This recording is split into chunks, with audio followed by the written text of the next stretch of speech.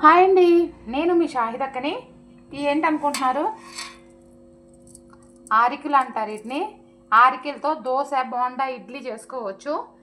ఎలా కొలతలు ఎలా పోసుకోవాలో చూపిస్తాను మీకు. ఆరికలు అయితే చూడండి, బాగా మట్టి మట్టిగా ఉంటాయన్నమాట. నీళ్ళు చూసారు కదా ఎట్లా రెడ్గా నల్లగా వచ్చేసాయి. ఫస్ట్ అయితే ఆరికలను అయితే ఒక 2-3 సార్లు బాగా నీళ్ళు తెల్లగా వచ్చేంత వరకు కడుక్కోవాలి. ఈ ఆరికలను అయితే శుభ్రంగా కడిగాను.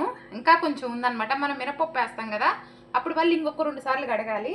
1 స్పూను మెంతులు అన్నమాట. మెంతులు కూడా వేసుకుంటే చాలా మంచిది.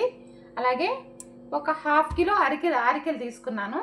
ఒక 200 గ్రాములు మినపప్పు